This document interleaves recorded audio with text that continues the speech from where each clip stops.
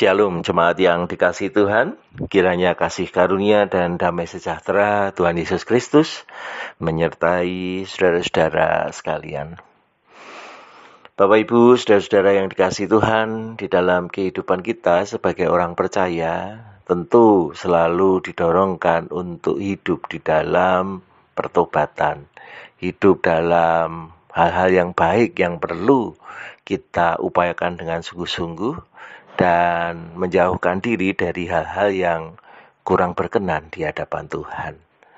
Kalau kita pernah mengikuti sebuah acara begitu, seringkali selesai acara kita itu diminta untuk membuat semacam komitmen untuk setelah selesai acara itu apa yang akan terus dilakukan dan apa yang dijauhi di dalam kehidupan ini sehingga kita tetap berada di dalam garis pertumbuhan yang baik.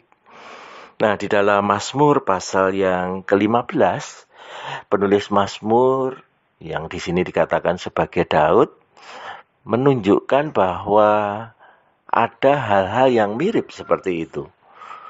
Untuk menjadi orang yang boleh menumpang di dalam kemah Tuhan, boleh diam di dalam gunungnya yang kudus, dan menjadi teguh di dalam Tuhan selama-lamanya, ada hal-hal yang perlu dikerjakan, yaitu apa yang dijauhi, apa yang diupayakan dengan sungguh-sungguh.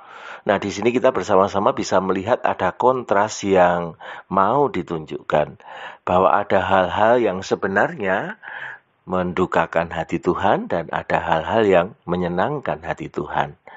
Nah, hal-hal yang dijauhi ditunjukkan di dalam Mazmur 15 ini, yaitu yang pertama adalah berlaku tidak tercela. Dan kemudian yang kedua, menyebarkan fitnah dengan lidahnya.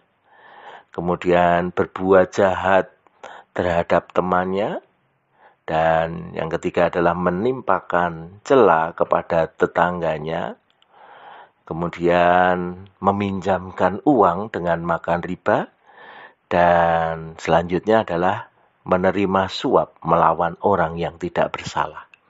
Itu hal-hal yang perlu dijauhi, hal-hal yang diupayakan supaya bisa dihindari di dalam kehidupan ini. Dan di sisi lain kemudian ada hal-hal yang didorongkan untuk semakin kuat dilakukan, untuk terus dikerjakan, yaitu melakukan apa yang adil, mengatakan kebenaran dengan segenap hati, dan kemudian memuliakan orang-orang yang takut akan Tuhan. Dan yang berikutnya adalah berpegang pada sumpah walaupun rugi.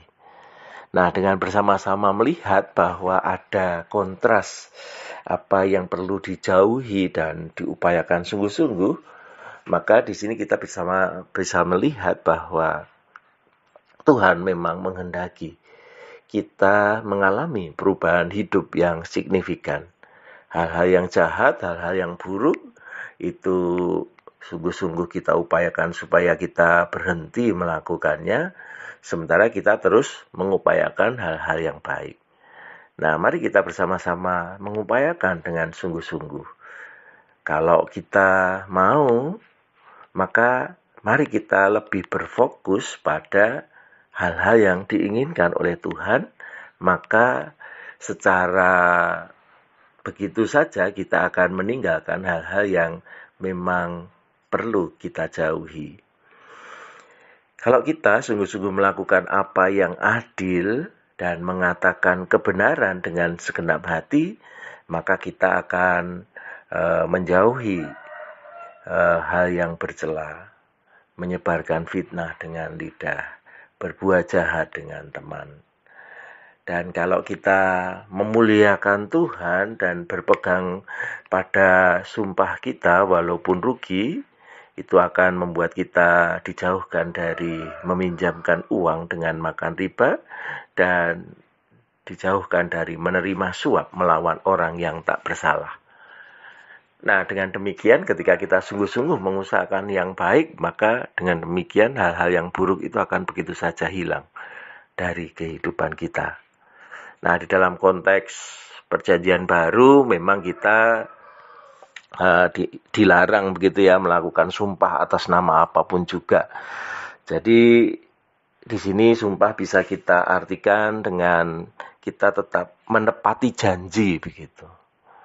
Walaupun di dalam menepati janji itu kita mengalami kerugian, tetapi kita tetap mengusahakan supaya janji itu sungguh-sungguh kita kerjakan. Dan kita memuliakan Tuhan sepanjang hidup kita karena kita melakukan apa yang adil dan mengatakan kebenaran dengan segenap hati. Kiranya Tuhan memampukan kita semua. Amin.